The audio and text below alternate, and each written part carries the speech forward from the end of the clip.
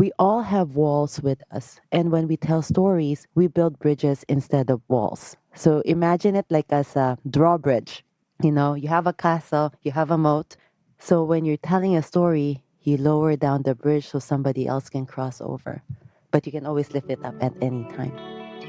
Hello, and welcome to Every Moment is a Choice. I'm your host, Erica Behel, and I invite you to join me on a transformative journey to uncover the extraordinary potential that lies within every single moment of our lives. From the choices we make in our relationships, careers, and personal growth, to the mindset we embrace in the face of adversity, this podcast will empower you to embrace the notion that every moment holds a choice, and it's up to us to seize it. Join me as we engage in insightful conversations with thought leaders, experts, and everyday people who have harnessed the power of choice to achieve greatness, overcome obstacles, and create extraordinary lives. If you feel inspired by this episode, please rate it and consider subscribing. I'm keen to know how it's impacted you. Today, I am thrilled to have my friend Anna Ong on the podcast. Hi, Anna. Hi, Erica. How are you doing? I'm great. Thanks for having me. Perfect. So for the listeners, Anna has a very fascinating career, and she's here to talk today about storytelling. Anna is an ex-banker turned storyteller. She's also a keynote speaker, a storytelling and communications coach. She's a professional speaker and MC. She's an entrepreneur, so she's built a business around storytelling as well. She's a social impact investor and advisor and adventurer, I would say, because I've seen some of the adventures that she's been on. She's an aspiring stand-up comedian, which is fascinating to me as well. And she is all around a fascinating person. I first met her when she curates a show called What's Your Story Slam, which is a curated storytelling competition in Singapore, held a few times a year. And I took part in this competition last year. And what struck me about Anna is her ability to not only entertain, but really enable people to tell their stories. And I know that she's on a mission to help people tell their stories as well. So welcome, Anna, today. And like I said, happy to have you. Well, thanks, Erica. I'm very happy to be here. And you forgot to mention that not only did you tell stories at my stage, not once, but twice, she also won the second time. She placed second the first time she told her story on stage, and then she won the second time she decided, with her determination to win the story slam. She did. What can I say? I'm a goal-oriented person. And so I did want to compete and win.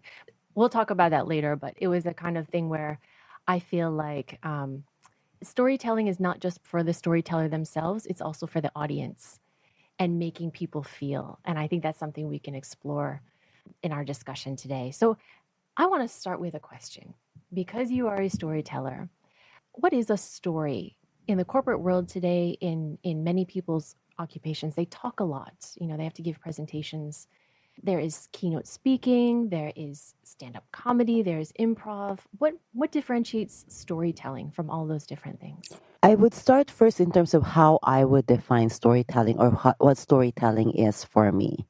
So I focus a lot on personal narratives. And when we say we're sharing a personal story, it often revolves a moment of change in terms of how an event has changed you as a person for better or worse. So if we're going to define stories specifically, stories are a series of events that talk about a change that has happened. Mm-hmm. So there are stories in keynote speeches. Yep. There are stories in presentations and stories in stand-up comedy sets. Mm-hmm. If you listen closely, oftentimes it's very popular now to see stand-up comedians also narrate about a certain event. So there's a bit of a story there, but not the kind of storytelling I like people to share on stage. Okay, so stories can be an element of those different things. Yes. But tell us more about what is the type of storytelling that you like to focus on? So I often tell each storyteller when they're going to tell a story on stage to imagine it as like a movie in your audience mind. So you're telling your stories verbally. So you need to be able to create a setting. The audience needs to be able to imagine your story as if they are living inside your head too. Like they're seeing the world through your eyes. They're feeling what you're feeling. And in order for them to do that, you have to use the senses to explain how you feel. Don't say, I feel scared. Scared means different things for different people. What does scared mean for you? Is it like, I can feel the hair on my arms start to rise up. I start feeling goosebumps. My heart starts beating faster and faster, and I suddenly feel cold. Mm. That then you then understand what scared means for me. Yeah. And you can feel it And you almost. can You can feel it visualize it. because, yeah, so when we use sensory words, the audience can start feeling it too, as if they're living it, Yeah. which also is how stories create empathy. Ooh. So I'm picking up on the sensory element of good stories in that you're not just telling, but you're kind of Showing. showing or making somebody feel what you felt. And tell us more about the empathy, because I can see connection, but how does that evolve into empathy? So, empathy happens when people start understanding how you feel. So, often it is about describing how it affects you physically. I often find like we like to take shortcuts by saying the emotion, but emotion feels different for different people. Yeah. So, we need to be able to show what does it look like, what does it feel like. Mm-hmm. And for people who are struggling to express the words, I always say, then let's start first with the body. What does your senses tell you? Because often it's almost like listening also to how your body talks. So the kind of storytelling I encourage most storytellers to tell is to really get in touch with your physical senses as well. Because often we tell stories with our head and you see it, you hear it with in almost every stories that they pitch to you, whether it's in a presentation, it's all stories from the head. But if you want for people to feel, it has to be both the head, the heart, and the body. Sometimes they go, we just need the head and the heart. No, you need the body too. Wow. This is fascinating to me. I have never gone so in depth into like the somatic experience of storytelling as well and how people experience it. Okay, so this is interesting because you're talking about having someone experience what you experience, demonstrating that, having them feel it in order to do what? In order to make them think differently or feel differently? So it depends on your goal as a storyteller. Yeah. It could only just for them to understand what you've been through or to see the weight that you carry. Mm-hmm. So every storyteller has a different goal when they're up on stage. It's either to engage, to entertain, Mm-hmm. to inspire. Often, for funny stories, it's to entertain. Yeah. Keynote speakers often want to inspire. Yeah. So, depends on what your intention is. And for my stage, it's open ended. Yeah. Each storyteller gets to decide on what they want to do with that story. Yeah. So, for people who haven't attended one of her shows, and I highly recommend you do if you're located in Singapore Or or, in the Philippines, Manila. yes, because it's expanding, it's going global now. One of the things is that Anna chooses a theme for each of the shows, but the theme can be something that is quite high level and allows interpretation amongst the storytellers to kind of think of a story that relates to that or interpret it in their own way and then come up with their own story around that. And I've attended several of these shows and I've heard, like you're exactly right, stories that are meant to elicit an understanding of a hardship that someone went through, or it could be a purely funny story, it could be an embarrassing story. And I've seen people do all types of things with that format. And what do you think the audience takes from it? I mean, you're giving an opportunity to storytellers. What are you doing for the audience? So for the audience, they take what's useful for them. Mm. Because a story is unlike a keynote. You don't drill down on a main point. Every audience member listens, experiences your stories through their own lenses. So they see things, they feel things from their own experiences. So it's already filtered as it goes through them. So they take what's useful for them. And you'd often be surprised at what insight people get out of your story that you may not even see it yourself. That you're, I never thought about it that way. But yeah, you're right. Because they see things through their own lens. So that's why I always encourage storytellers to not drill home a point because it's not a keynote. Mm-hmm.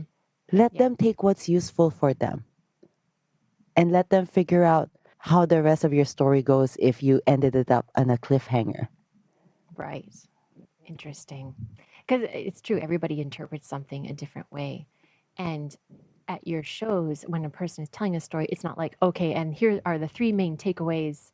There's no takeaways. It's the takeaways are up to interpretation. The takeaways are up to the audience, Yeah. actually, the listener, if they want to even have a takeaway or they were like, oh, that was a fun story. Yeah. But and everybody has different reasons of wanting to listen to other people's stories. Some people do it because they look for connection. They just don't want to feel alone. Some people do it because it's like gossiping, right? Listening to somebody tell you their stories. So everybody has different reasons for being there. And what I like about when people come to storytelling shows, and I've gone to storytelling shows other than my own, is that it's a place where you can go alone and not feel alone because as you're listening to someone tell a story, there is that magic of suddenly you feel connected not just to the storyteller, but with everybody else in the room because your brain waves start to match. And there are studies that shows that. I'll share with you some from Harvard Business. I think it's Harvard or Stanford, one of the schools in the US, have done research in terms of brain waves and storytelling. Wow.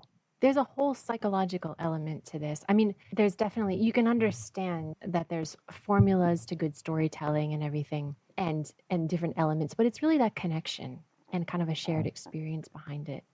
So you talked a little bit about why audience members go and like to listen to stories. Now that you've had so many storytellers come through your workshops and come through your show, why do people want to go up on stage, sometimes for the first time, and tell their stories? What is their motivation? So people come up on stage and do it different for various reasons. Some have a fear of public speaking. And I often say storytelling is probably the most fun way to do public speaking because nobody's judging you. They're grateful that you're opening up to them. You're honoring them with sharing your gift of stories. Others want to get better at being a better storyteller. So others like this is going to be another tool for my tool belt. I need to do more presentations. I want to be a better speaker. I want to be a better storyteller. Others is like I have something really funny and I really want to share it. So others just want to entertain and some people also feel almost compelled like there's a story that's burning inside them and the show is a vehicle for them to empower them or give them permission to share it. Actually, the heaviest stories probably that I have would be on my when I used to have mixtape, which is a storytelling showcase of people who have attended my workshops, Right. my storytelling course, because they get to choose what story they want to work on. So I don't give a theme; they decide on what they want to work on, and some work on really heavy stories, and others the things that they have gone through but want to process more, whether it's leaving a relationship or a death of a parent or overcoming a disability. So these are heavier stories. And I call it mixtape because there is no theme. The theme love is that. it's mixtape. Of course, like, I don't know if young people understand what mixtape is, but I know what a mixtape is. Yes, it's like it became a CD. It was a cassette Yeah, tape when we yeah. were younger where, you record your favorite songs. Oh, and if you like someone, you give it to them as a gift to express how you feel. And it became CDs and it became MP3 players. And now it's called the Spotify playlist. I know, but that's not as no. It's not that's the not as same. much effort No. that had to go into that mixtape. That was a pure expression of love if you got one of those. Yeah, because you have to be patient in recording and taping and compiling it. Awesome. So from having told stories on stage, it can be a very almost a therapeutic experience, but it's not necessarily therapy, right? I mean, it's therapeutic for the storyteller, but something I believe about telling heavy stories is that an audience wants to root for you. They want to find that I went through something very hard, but now I've beat it. Or Yes. now I am, a whole new person. Yes. So the only heavy stories I allow in the show is the ones that you have already come to terms with and have a resolution. Yeah. Stories that are not resolved, I tell the storytellers to work with a professional and come to terms with it. And once they have, I will help them turn it into a story that they will be able to use to empower themselves and also perhaps someone in the audience who needed to hear it. Yes. I think that's so important. There's probably a time and a place for every story. And if you can resolve it and then tell that story and have someone feel motivated by the fact that you got through it, it's a gift. It is. It's really a gift. Yeah, so that's why also I call it a curated story stem because I have received pitches where it's not resolved yet and I have to turn them down because I have to protect the audience as well. Yeah. Because as I explain it, we have a heavy ball that we carry. When we're telling a story, we pass the ball to the audience so that they can feel the weight of your burden. But then we take it back because the audience is not supposed to carry it for you. They're just supposed to be able to feel it, to understand what you're going through, but not have to actually be left with it. That is so profound, Anna. I've never thought of it that way, but now it makes total sense that they can carry the weight, but then they give it back to you. Yeah. And you can take it back Yeah, too. you can take it back because you already have dealt with it. You know that's like that's part of your superpower now. So amazing. I love that insight. So we've talked about the storytellers who come onto your show, but you go into multinational corporations, you go into different organizations. Why are they interested in learning about storytelling? So for most organizations, they want to level up their employees' communication skills, and storytelling is one of the best ways for their employees to get there. They can use the storytelling framework to style their presentations. They can use stories to bring some of their presentations to life in terms of when they have to make an explanation as to why this happened or why we need this. You can do it in the form of a story. But often I would tell leaders what's more important as leaders is for you to be able to tell your story. Because as leaders, you need to be able to build trust. And what is the formula for trust? Trust is credibility plus vulnerability, in parentheses, over risk. The higher the risk, the greater your credibility, which we can see from your CV or your track record or whatever experiences you have, and vulnerability. Vulnerability is about how well do we know you as a person. What's the best way to do that? Through stories. So I often also work with a lot of leaders in terms of being able to share stories about themselves, not just about their triumphs, but about their pivotal moments when things did not go right. What did they learn from it? How did they rise from it? Yeah. When did they realize they needed to ask for help and that they can't do things alone? These are stories that can engage, inspire, and make people follow you even in the hardest times. Wow. They're great also to connect, make connections, instantaneous connections with people when you start sharing your stories because we all have walls with us. And when we tell stories, we build bridges instead of walls. So imagine it like as a drawbridge. You have a castle, you have a moat. So when you're telling a story, you lower down the bridge so somebody else can cross over. But you can always lift it up at any time. I love that analogy. I'm already just floating in all these insights, and I love it. So when you work with leaders and you work on storytelling and maybe incorporating storytelling into their leadership, what kind of feedback do you get? Do you Do you hear back from them? So yes, so I remember the very first leadership team I worked with here in Singapore, and nobody really understood what I was trying to do in storytelling, and they were the first organization to take a chance on me, and they even watched What's Your Story Slam. Yep. And I had them working on their career stories and told them like, hey, work in pairs, exchange stories. And one of the insights they told me was, Anna, I learned more about her in the 15 minutes you had us exchanging stories than in the 10 years I had working with her. Yeah. And I go, wow. I gave myself a pat in the back, like, yes, I was able to build bridges, but also felt a little sad that this is what professional life is like. We don't talk about ourselves, we are afraid to share. Mm. And I still work with that organization. And I did ask, so how did it go? And they go like, we work better as a team now because after hearing each other's stories, even if it is what at first career stories, we stop seeing them as their job titles, but start seeing them as people with wants and needs just like me. And it's funny because I work first with the leadership team, then I work with their one downs, and now I work with other departments in that organization.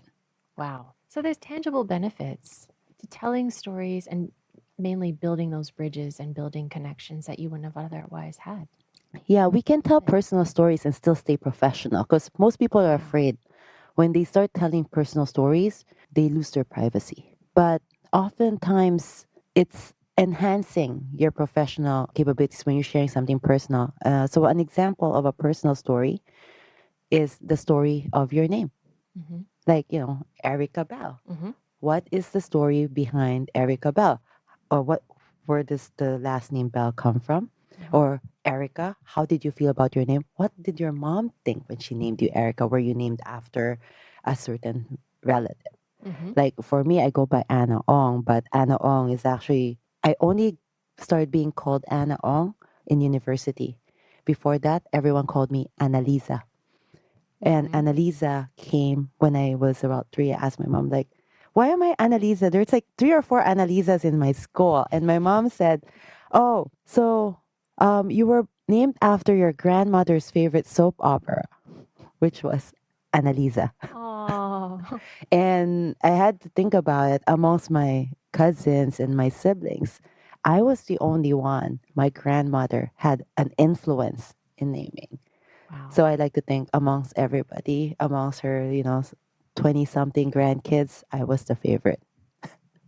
That's such a cute story. And it does give me insight into you. Just, hearing that story. And yes, it is personal, but I think it doesn't cross the line over into Private. private. There's personal and Yes. private. And I Yes. think that's sometimes what people and leaders especially struggle with. I don't want to overshare, Correct. right? And it's not oversharing when you're sharing something that, I mean, my story of my name is not common knowledge, but it's not something I hide either. It's just more like it's normally a story you told with, or your family knows, but you never really think about sharing it with anybody else. Right. And yet, by sharing that, you feel closer to the person who opened up because they told you something that you can't see on their LinkedIn profile or in their CV. Yeah, yeah. So if there was a leader out there listening to this, wondering like, how do you know what the threshold is between personal and private? What is that? So if you say it's a secret, it's private. There are also stuff you do professionally that you can't talk about. It's when you have an NDA, Right. that's private. So there are professional and yet private. When you say like, oh, it's confidential, I have to sign an NDA, we have this Chinese wall, you already know what's professional and private. Same thing goes for personal and private. If it's a secret, if it's a family matter, then perhaps, yes, it is not something you will talk professionally with your peers. Yeah. Yeah. But everything else, what your favorite cuisine is, or like one of your favorite travel destinations, I think that's okay to share. Yeah. And it makes you human. It makes you human, makes you like, oh, you love Japan too? Oh, me too. Awesome. So, I mean, you haven't been a storyteller all your life. I mean, maybe in certain aspects, but professionally, you came from banking. You came from a very hardcore professional environment where I think the line between personal and professional is usually very, very rigid. And you came from that. Tell us about your background. How did you get into storytelling? Well, storytelling was more like something that I've always enjoyed as a kid. Like, I love reading books. Since I discovered young adult novels, I don't know if you remember Sweet Valley. Sweet Valley High and Sweet Valley Yes. Twins. Yes. Oh yeah. So when I discovered that, it's as if a whole new world opened up for me that I didn't know existed. I mean, I grew up in the Philippines, so this was like life in California. Yeah. So, being blonde and a twin in California, like I wanted a twin when I was reading those books. So I think I always like stories because they offer a chance for me to travel. I travel through time when I read historical stories. I travel to different places when I read stories look in various settings. So it's a form of escape for me. And when I ran out of books to read, because growing up in the Philippines at that time, it was limited, not like now where everything is at your fingertips. I wrote my own stories. Mm-hmm. And that's pretty much how I started it. I kind of lost it when I went to university because, had a life, then got a job in banking. And I only reconnected with storytelling was when I quit banking and decided to spend a year living it as if it were my last. That was the goal of the year. Live the year as if it were your last, which means not thinking about future or serious things like a job Mm-hmm. or a career. And so it was through exploration I discovered a comedic art form called storytelling. Wow. It was during improv. At an improv show, we were doing a format called the Armando, Mm-hmm. where someone has to tell a personal story and then the rest of your team creates scenes inspired by the story. So the Armando is you don't have a monologist, one of the team members becomes whoever is inspired to tell a story. And what's funny was when I was training in improv, I never could even tell a monologue or a story because I felt like, oh my God, these Americans, they like to overshare. And my brain would freeze. I had zero. And my coach was saying at the night of our show, he says, like, in improv, there's something magical that happens. When you feel your body move, don't let your head question it, just go with it. And that night was like we did one monologue, we did three scenes, and then we were just all staring at each other. Then I felt my feet just go up in the middle of the room and I started telling a story. And that was when I knew I wanted to be a storyteller because it is as if the feeling I had, if I were to say it in a word, is ecclesiastical. Mm-hmm.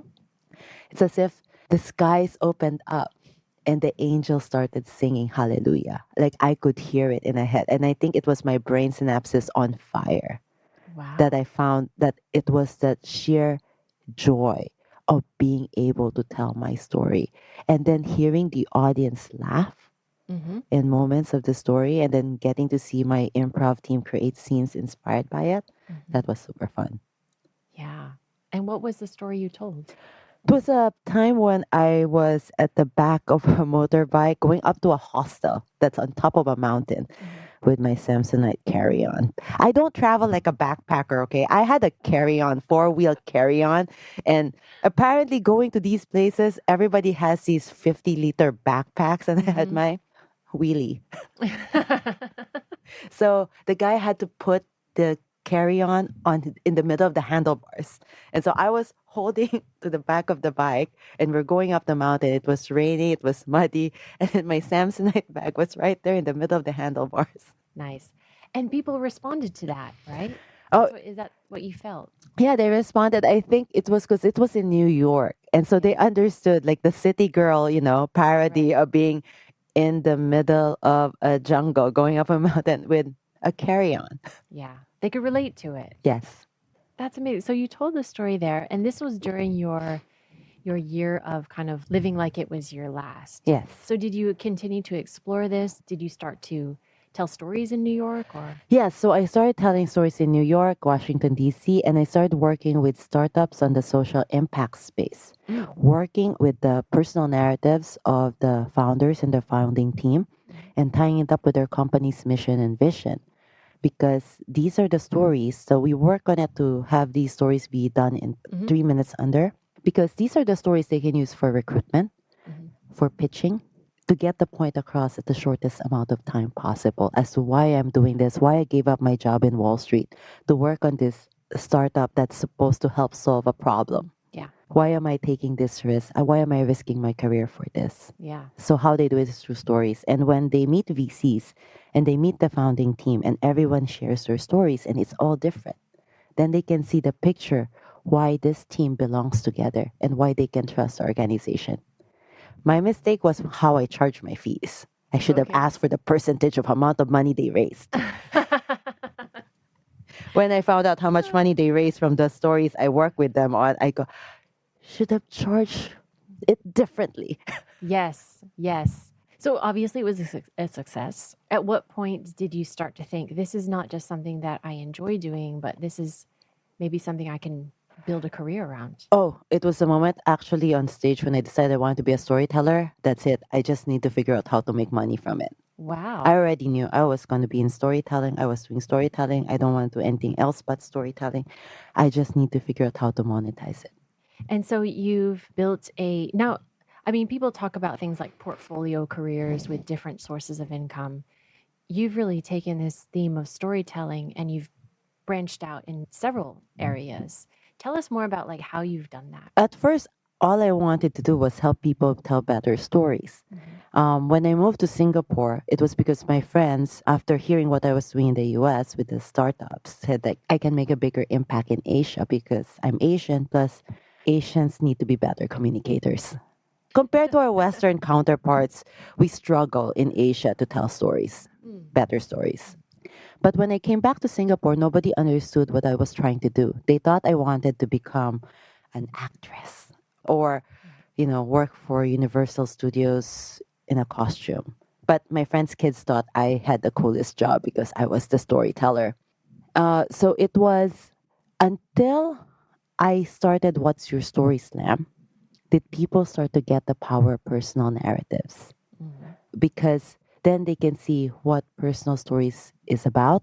Before What's Your Story Slam, there were no storytelling shows in Singapore. If they had, they disappeared because there's no money in showbiz. So, so I would go to stand-up comedy open mic nights Sure. and tell stories there. But my stories would often fall flat because the audience in stand-up are expecting jokes and laughs, and they don't get, your story's funny, but couldn't you get to the joke faster? Right. So I was unhappy, and so my friend said, like, well, what's stopping you from starting your own show? And of course, the answer was nothing. So I started What's Your Story Slam. Not the most original idea because, to be honest, when I named What's Your Story Slam, I thought it was going to be a one-show thing. So I figured I'll figure out a more clever name, but then I just continued on.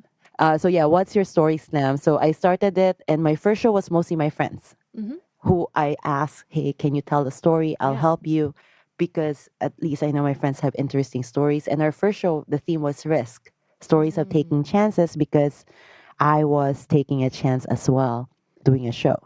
I had major imposter syndrome because I was a banker. What the heck do I know about producing shows? None. And so most people in the audience were everyone who knew me personally and professionally. So if the show tanked, there is no place for me to hide and I really need to leave Singapore again. So I had a lot riding that night and I've never even hosted an event in my life. So I was terrified, could not even make eye contact with the audience. Like I was so scared. And we had this horrible lighting too, because we had to use the movie screen projector light as our spotlight. Oh, no. So talk about the really bad lighting. That was the first show. Thankfully, the show went well. Everyone came up to me intermission saying, we've never seen anything like it. All the storytellers were so vulnerable on stage. And I could see also like people just talking to each other. They don't know each other. They're talking to the storytellers, as if they knew them because they heard their story. And you must have experienced that as well after you tell your story, like people are talking to you as if, I don't know you, but you seem like you know me. Yeah, absolutely. And so at the end of the night, actually, when I was thanking everyone, I decided to just announce, and we're having our show in the next 2 months. And the theme is, And it grew from there. Like people started helping me find other people who can tell stories at the show. Some volunteered, and I do coach every person, give feedback to the stories for every person going up on stage, Yep. because you're sharing something personal, very vulnerable, and I want to set you up for success and also make sure that somebody's holding your hand along the way, because this is often something new, and in a way giving the support that I never had when I was doing storytelling. It was everything that I wish I had: good lighting, photography. So it's everything I wish, like, nice pictures. I never had that when I was doing it in New York and Washington and DC. And also nobody to give me feedback and guidance. So Yeah. that's what I wanted for myself. So that's what I put into What's Your Story Slam. That's so beautiful. I've experienced that because I know that one thing that you do at every single show is you get the audience ready. You go up there and you say, you know what, when I call this person's name, you're going to start clapping as soon as they stand up out of their seat and walk up to this stage, because it's about that support. It's creating an environment where, okay, these people are going to at least root for me. My story might flop in the end, but Anna's there to make sure that everybody goes up there in a positive mindset. I love that. Yeah, and I also want them to feel that, especially for people who are doing it for the first time, especially afraid of public speaking, Yeah. I want this to be a positive experience. Yeah. To feel what it's like when everyone's clapping for you and clapping as when you're finished with your story. Yeah. Because it's showing support, but also like so that you realize, like, hey, it's not so scary. I actually enjoyed it. Yeah. Maybe I'll do it again. I love that. I mean, this show is still ongoing and it sells out every time. But I remember you said, like, there's not a lot of money in this. So then getting back to your own career and how you're making this, you're an entrepreneur, you need to make money. How did you then expand on this? So through the show's a great marketing arm, because then it's a showcase on my skills as a coach, Yep. as a host, also in terms of crafting the stories, because I have a hand in helping each storyteller craft the stories. So to fund the show, I do corporate work. So I do a lot of, I design workshops, but I've expanded to not just storytelling, but also in terms of communication skills, because people see, how do we then project confidence when we're up on stage? Yeah. Or how do we think on our feet? Or how do we stay calm even when things are not going right? So I incorporate improv and storytelling in all my communications workshop. Also now working a lot with presence, how you hold yourself and ground yourself when you're on stage. So a lot more focus on body work in terms of the senses. So I don't teach people to look polished or something like showmanship. It's more about feeling comfortable in your own skin in a way, but performing at an amplified level. Because Wow. when you're speaking or when you have the microphone, whether you like it or not, you're performing, and you have to treat it as a performance, or even like when you're competing as a sport.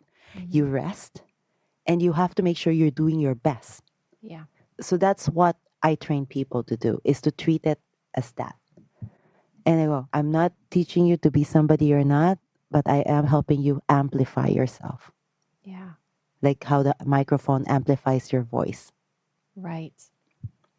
Do you find that most people need a bit of support in that area? I mean, there are natural storytellers out there. Since the beginning of time, there's been people who are great at telling stories. But do most people actually need a bit of help or coaching in order to have that presence? Yes, there are some people it comes naturally for them to own the stage, but for most it needs to be trained. Yeah. And it needs about awareness and being able to understand how your body moves. Yeah. And also changing mindset. Yeah. It's about reframing it, because I would always tell people, when you have the microphone, you have the highest status in the room and you gotta own it, embrace it, lean on it. It's when you don't, that's when you look weak. Yes. But let's put this way, when I'm in front of my clients, I know like the CEO is there. Will have more power than me. But when I'm up on stage, I'm the boss. Yes. That's so true. When I get off on stage, hi boss. Right. So do you own that power, or do you kind of shrink away from it. People can tell. And that's the body language. It's not necessarily what you're saying. Exactly. It's your body talks louder than you. Yeah. And so often when I attend events, half the time I'm just looking at how people speak, how people sit, how people walk. And my friends say, don't you even look at the content? I go, nah, I'm more interested in what's happening outside that. Yeah. I'm taking a lot away from this. So you got the show. You are now working with, you're doing kind of a coaching capacity. We're doing workshops. What else are you doing to build out your whole repertoire? So I also work with other schools. So I teach storytelling for executive education Mm-hmm. for other schools as well, like Ivy League schools. So it's good for branding and presence, and hopefully with my expansion. Nice. So what would you call yourself?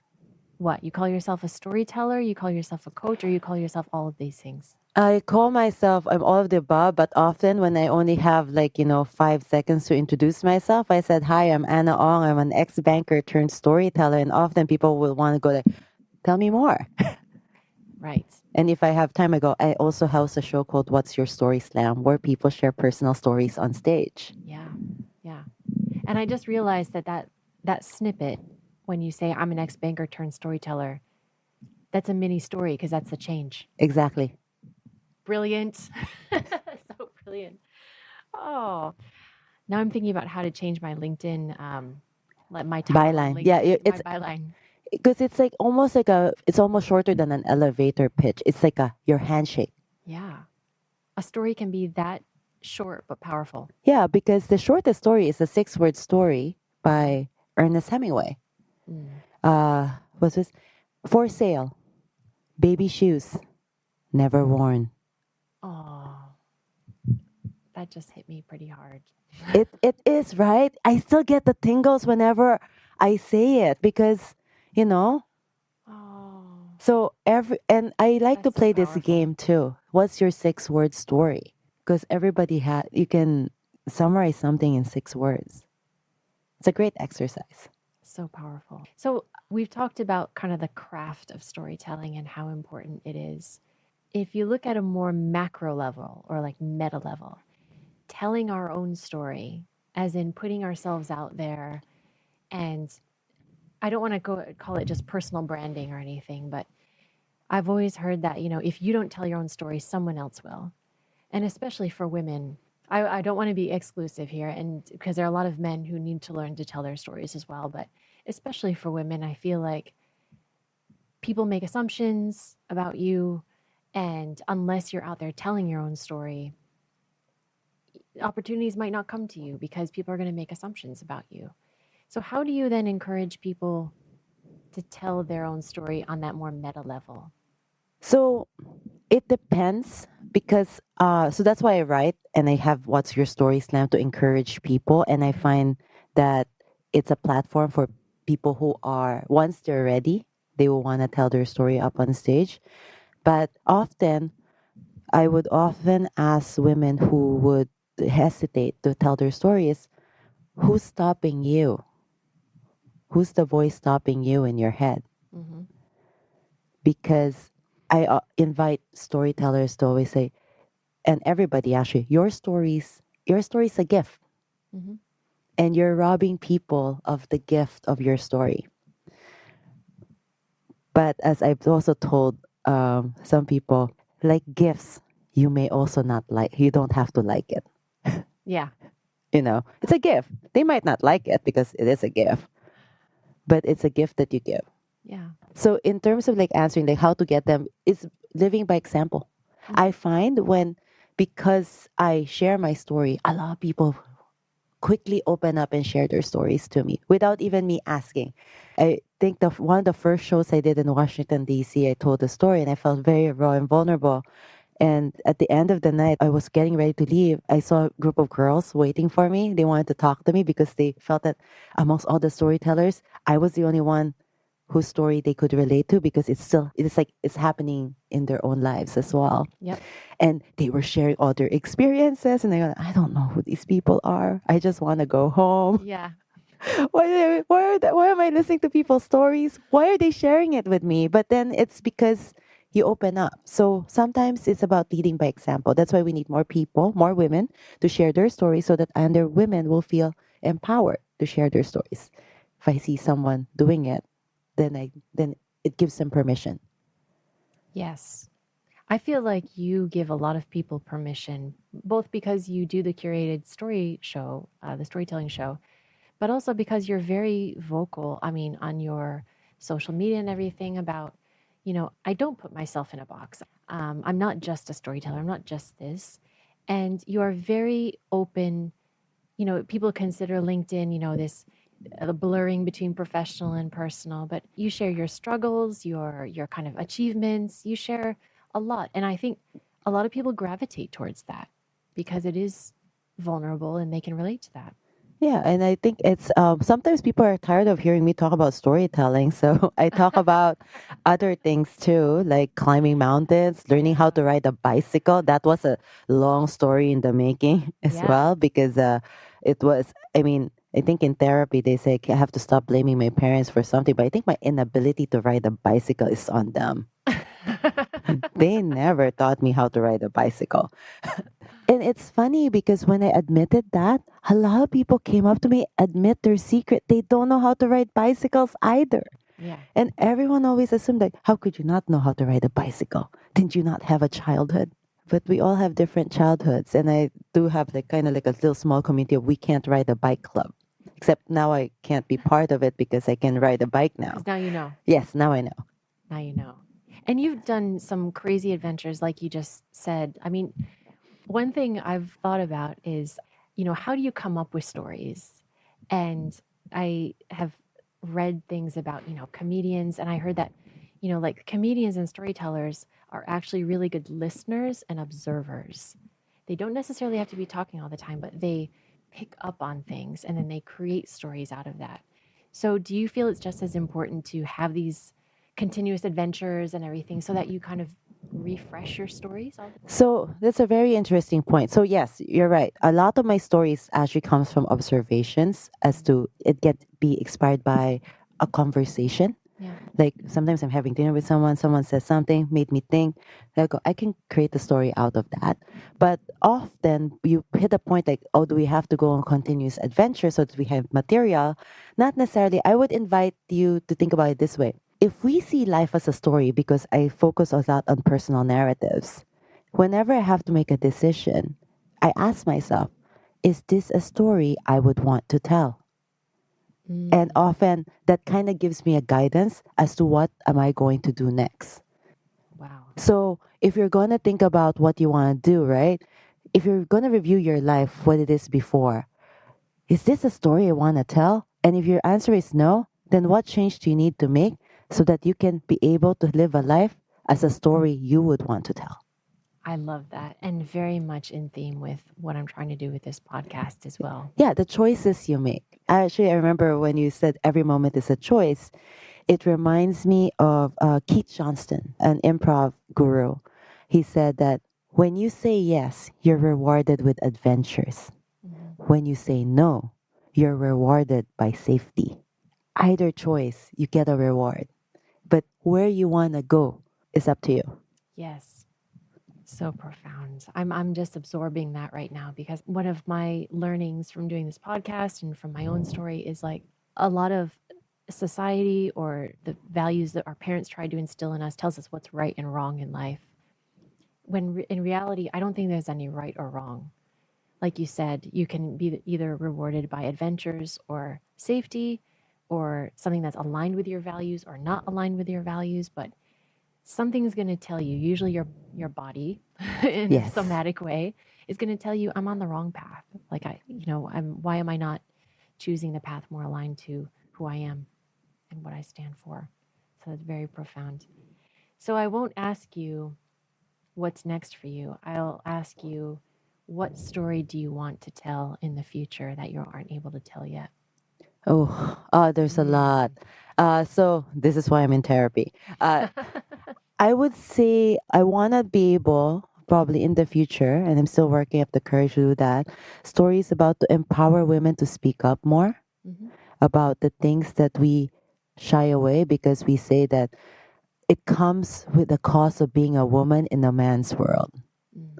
And the thing is, like, telling these kind of stories, you also need to prepare yourself for the backlash.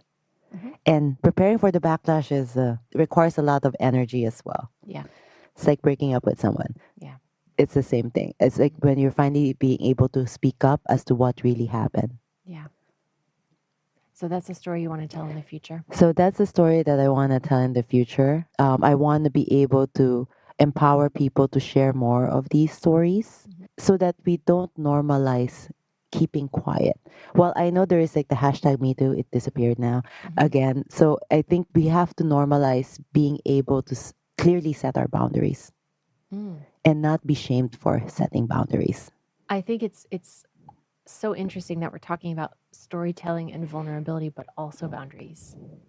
Yes, because I think it's vulnerable to say that you have boundaries, to admit that there are lines that nobody can cross or you're not ready for other people to cross. Yeah.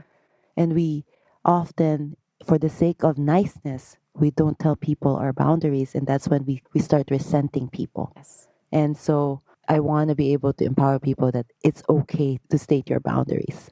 That's a real game changer. Yeah. Real game changer.